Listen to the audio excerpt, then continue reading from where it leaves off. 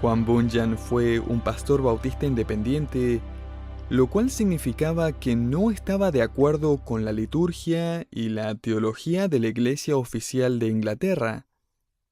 Eventualmente, los políticos de la época lograron pasar una legislación que prohibía a cualquier persona que no tuviera una licencia para predicar, la cual era otorgada por la Iglesia de Inglaterra, que predicara y organizara reuniones con más de 5 asistentes.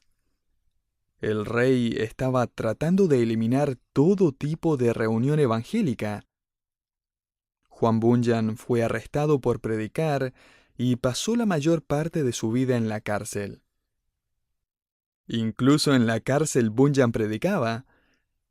No solo atraía una gran audiencia de prisioneros, sino que cientos de personas de la ciudad llegaban a la cárcel los domingos y se paraban fuera del patio de la prisión para poder escucharlo. Finalmente las autoridades lograron silenciarlo, solamente porque lo metieron en una celda de aislamiento lejos del mundo exterior. Sin embargo, allí en soledad y silencio, Juan Bunyan terminó teniendo un impacto más grande del que nadie alguna vez hubiera imaginado. En las profundidades de esa prisión, Bunyan escribió una alegoría acerca de cómo el Evangelio cambió la vida de un joven padre llamado Cristiano. Años más tarde, este libro sería vendido como pan caliente. Pero si usted le hubiera preguntado a Juan Bunyan, él seguramente le habría dicho que sus planes y su pasión era ser pastor, era predicar, no escribir un libro desde prisión. Sin embargo, su literatura superó enormemente cualquiera de sus predicaciones, y ese libro titulado El progreso del peregrino llegaría a tocar los corazones de millones de personas. Estoy seguro que si usted le hubiera preguntado a Juan Bunyan durante su vida en la prisión cómo le estaba yendo, probablemente le habría respondido que las cosas no iban para nada bien. De hecho, a simple vista, no parecía haber mucho progreso en su vida.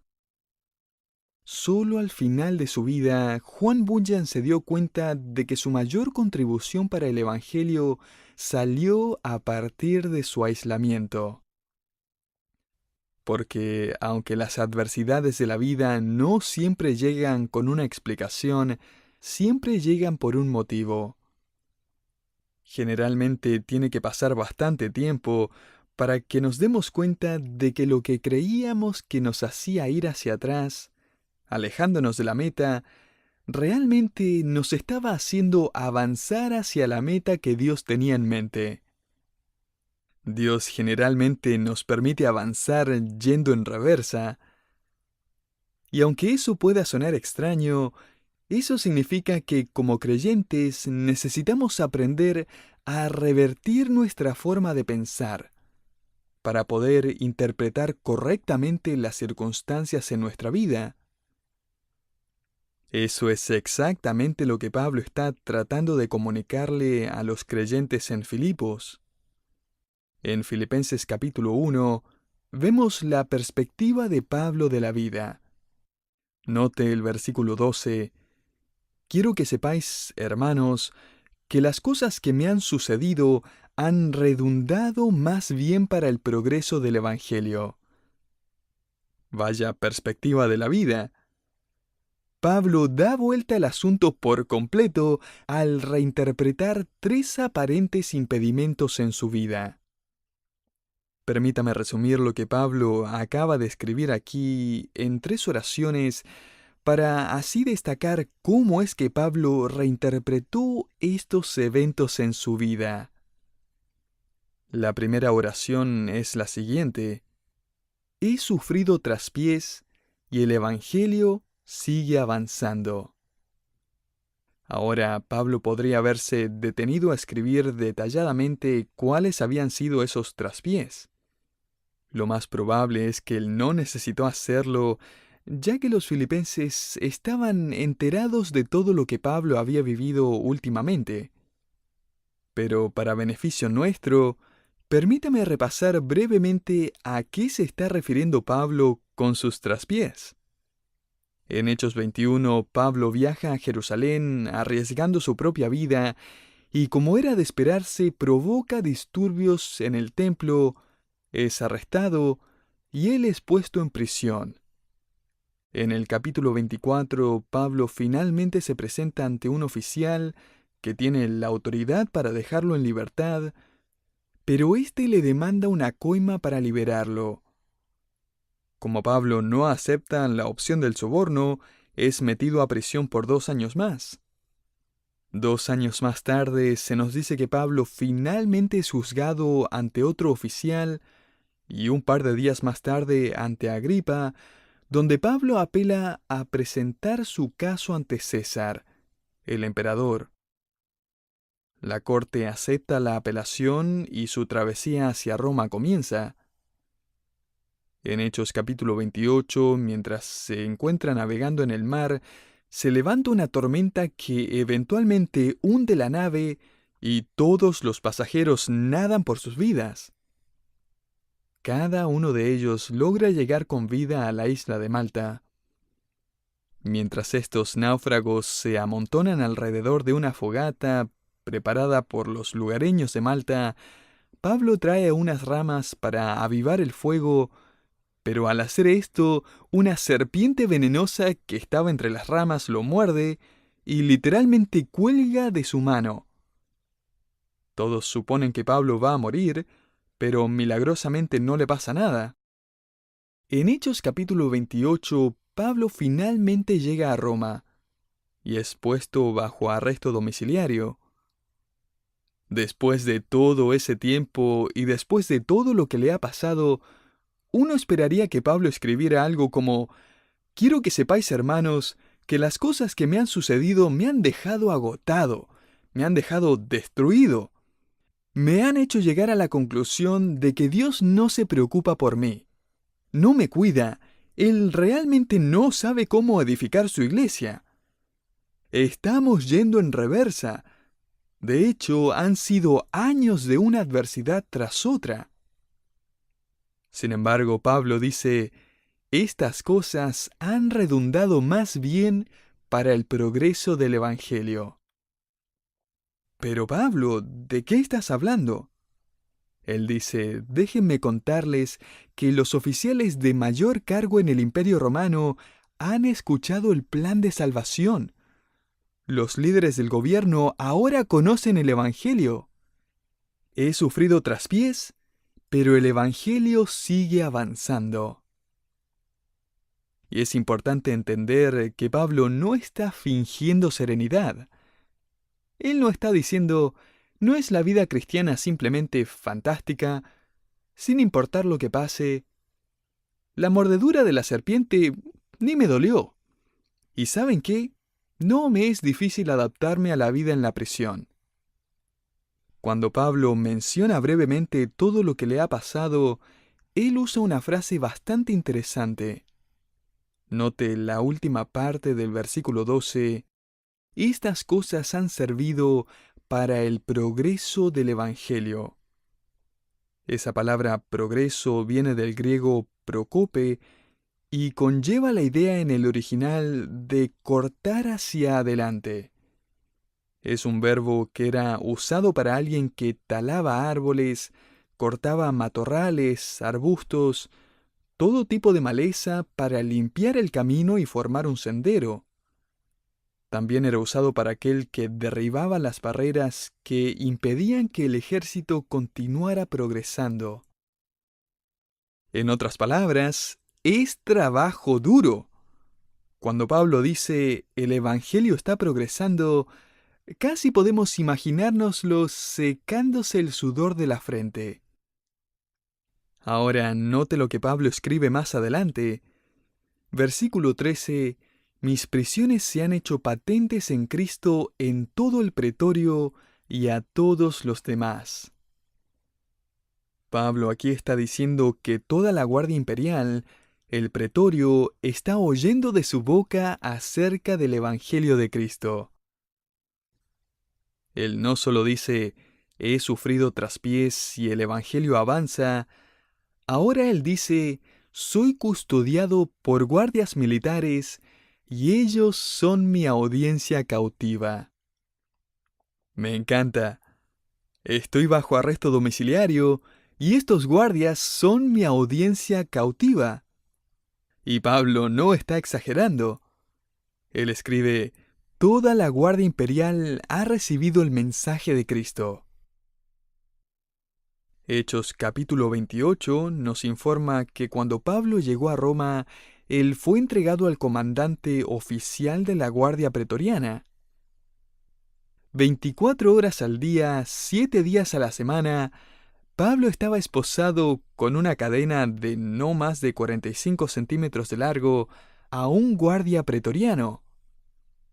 Cada 6 horas, los guardias cambiaban de turno, dándole a Pablo 4 soldados al día, 7 días a la semana.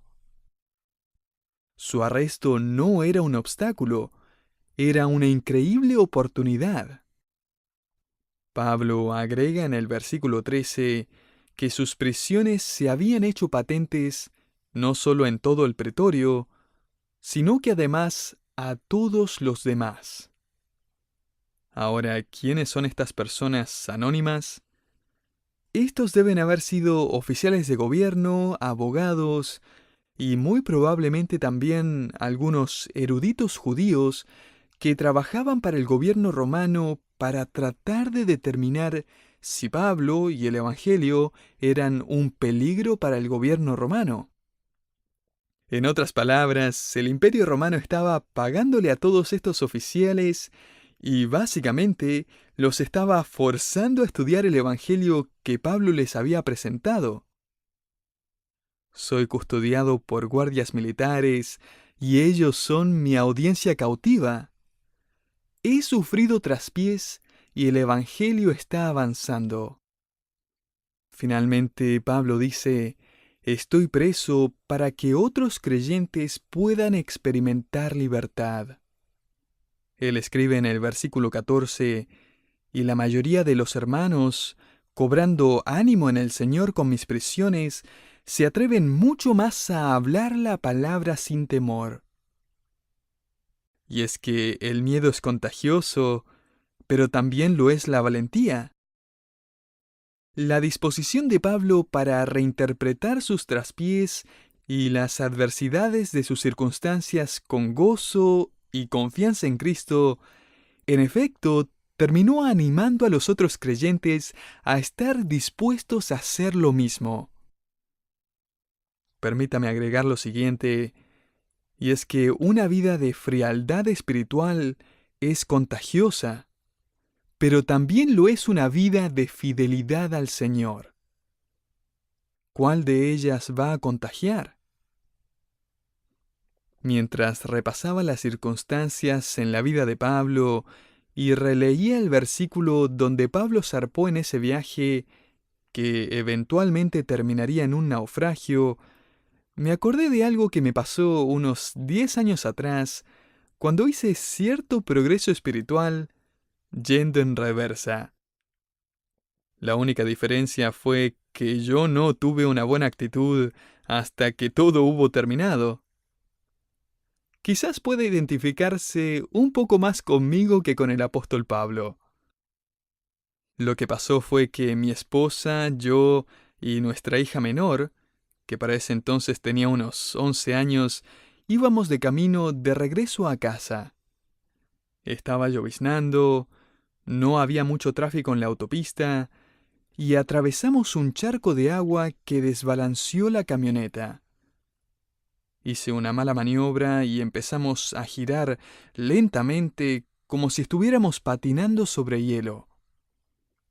La camioneta siguió resbalando hasta salir en reversa de la autopista, donde resbalamos por una pendiente y chocamos contra la baranda, derrapando en reversa, derribando un poste tras otro, reventando las 4 ruedas en el proceso, hasta que finalmente nos detuvimos. Dios nos protegió de tal forma que terminamos sin siquiera un golpe. Pero nuestra camioneta estaba totalmente destruida. Fui a un concesionario en el pueblo para ver camionetas como la que acabábamos de perder, y al ver el precio de las camionetas casi me dio un ataque al corazón. Así que me metí al internet y encontré una camioneta usada exactamente igual a la mía, pero estaba en Connecticut, lo que queda a unas 14 horas de distancia. Empecé a investigar los registros de la camioneta, a ver si había tenido algún accidente anteriormente, y parecía estar todo bien.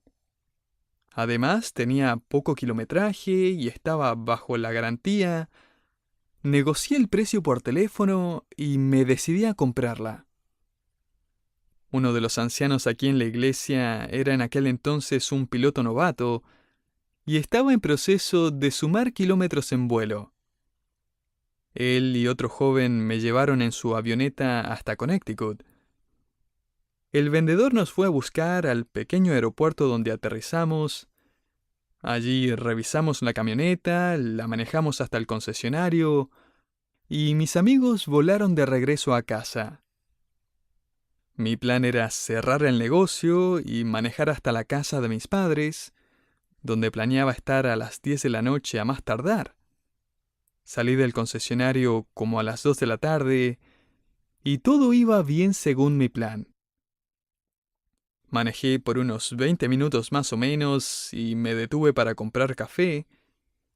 Y cuando regresé a la camioneta, metí la llave y quise encenderla y no pasó nada.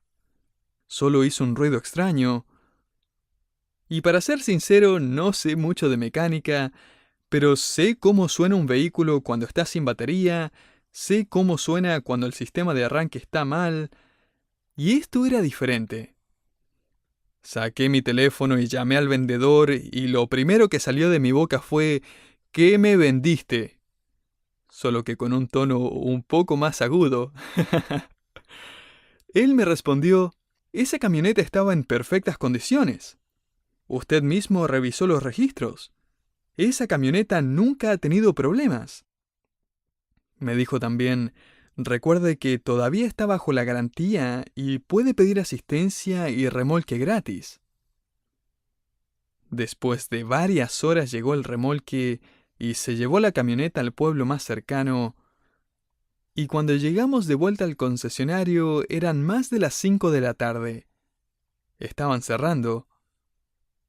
Uno de los mecánicos le echó un vistazo a la camioneta, pero no pudo encontrar el problema, así que me dijo, ahora tengo que irme, pero mañana temprano la reviso mejor. La verdad es que no había planeado quedarme allí por la noche. No había empacado nada. Le pregunté si había algún hotel cerca y me respondió que había uno sobre esa misma calle, como a un par de cuadras de donde estábamos. Así que caminé hacia el hotel y estaba a punto de pedir una habitación cuando me acordé que mi hermano menor, ya que viajaba mucho por su trabajo, tenía tantos puntos de cliente frecuente que podía conseguirme una habitación en esa cadena de hoteles pero por poco dinero. Así que lo llamé y le dije, «Hey, estoy en este hotel, ¿podrías conseguirme una habitación con tus puntos?» No tuve otra opción más que quedarme aquí hasta mañana. «No hay problema», me dijo. Él me volvió a llamar unos minutos más tarde y me dijo, «Steven, los empleados en la central no pueden encontrar el hotel que dijiste en la dirección que me dijiste». Yo le respondí, «Tim, estoy parado aquí en el lobby». Ok, los voy a llamar otra vez», me dijo. 10 minutos más tarde me llamó y me dijo, «Hermano, me acaban de confirmar que la cadena de hoteles no tiene ningún hotel en esa área». Para ese entonces había estado mirando alrededor y había notado que no había aire acondicionado en el lobby y que la alfombra estaba vieja y que en general el hotel estaba en muy mal estado. Así que le dije, «Hey Tim, dame un segundo». Salí del edificio, miré el letrero del hotel y sí, Efectivamente, no estaba en el hotel que creía estar, sino en una imitación barata con un letrero engañosamente parecido. Mi hermano me dijo, mira, si puedes llegar al otro pueblo, que es New Haven, está a unos 16 kilómetros al norte de donde estás, allí te puedo conseguir una habitación gratis con desayuno incluido. Todavía no tengo idea por qué me está pasando todo esto, pero al menos tengo un lugar donde quedarme, con aire acondicionado, solo a 16 kilómetros al norte. Le pedí a la recepcionista del hotel si podía llamarme un taxi, y media hora más tarde llegó. Me metí al taxi y le dije al conductor, a New Haven, por favor, y él me dijo, bueno, son 32 kilómetros al norte y serían unos $30. Yo le dije, no, son 16 kilómetros al norte y me van a costar unos $15. Él me respondió, no, son 32 kilómetros y le va a costar $30. Así que salí frustrado del taxi y entré al hotel y le pedí a la recepcionista que me llamara a otro taxi, no a uno de sus amigos, no al taxista que siempre llama, a un taxista honesto. Le dije, ese taxista me dijo que New Haven estaba a 32 kilómetros al norte y que me iba a cobrar $30. ¿Puede imaginarse? Y ella me dijo, es verdad, New Haven está a 32 kilómetros al norte. Ahora son casi las 7 de la tarde y no sé qué hacer. Llamé al concesionario y me atendió un vendedor. Le expliqué que necesitaba llegar a New Haven y le pregunté si me podía llevar. Y él me dijo, bueno, eso va a ser como 1 hora de viaje para mí. Además tengo que trabajar hasta las 8, lo siento.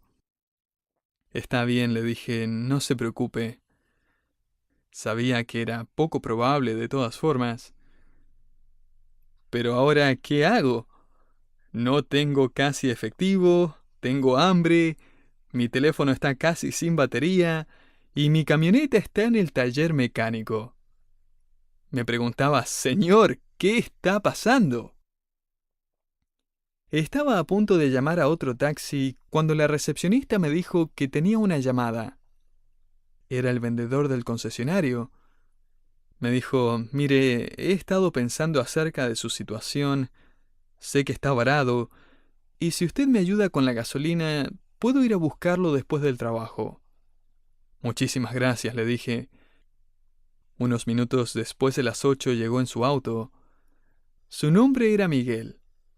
Tenía unos 70 años, jubilado, pero trabajando a medio tiempo para ganar un poco más. Conversamos un poco acerca de mi incidente con la camioneta, cómo me había equivocado de hotel. Él se reía. Y hasta ese momento él no sabía que yo era pastor, o incluso cristiano. Pero de repente Miguel empezó a abrirse. Empezó a contarme su vida. Me contó cómo él había estado en el ejército, que lo habían capturado, que había sido prisionero de guerra por varios meses. Me contó cómo después de salirse del ejército se había casado, pero que se había divorciado ya hace unos cuantos años, que rara vez veía a sus 2 hijos ya adultos y con familia. Me dijo que había tenido cáncer hace un año atrás. Casi había muerto, pero había sobrevivido al tratamiento y luego se había mudado a este pueblito llamado Fairfield para estar cerca de una amiga de su niñez que había enviudado recientemente. Luego me dijo en voz baja que había tenido varias transfusiones de sangre durante su tratamiento contra el cáncer y que debido a una transfusión de sangre contaminada había contraído SIDA. Para cuando los médicos lo habían descubierto ya era muy tarde para tratarlo, y solo semanas antes de que yo llegara a comprar la camioneta, le habían dicho que tenía menos de 6 meses de vida. Pensé, aquí estoy quejándome por una camioneta en mal estado. ¿Qué cosa más trágica e inesperada que le había pasado a este hombre? Él me miró y me dijo, ¿sabe qué? No le había contado a nadie que tenía SIDA. pero usted no es de aquí de todas formas. Luego me dijo, ¿sabe qué voy a hacer? Voy a viajar a Florida en el verano y voy a morir tomando sol. En ese momento no tenía duda alguna de que las complicaciones de la última semana, incluso las complicaciones de ese mismo día, habían sido planeadas por Dios en su soberanía. Dios me había traído a un pueblito en Connecticut llamado Fairfield para presentarle el Evangelio a un hombre moribundo a quien Dios había preparado para escucharme a través de un diagnóstico terminal. Nos sentamos en el estacionamiento del hotel y después de unos minutos, Miguel inclinó su rostro y expresó su fe en Jesucristo para salvación. Nos mantuvimos en contacto hasta unos meses más adelante, cuando Miguel efectivamente murió.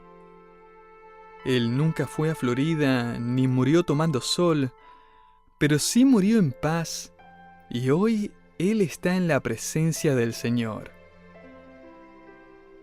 A decir verdad, me tardé bastante en entender que un cambio desagradable de circunstancias es muchas veces la forma en que Dios nos mueve en la dirección correcta.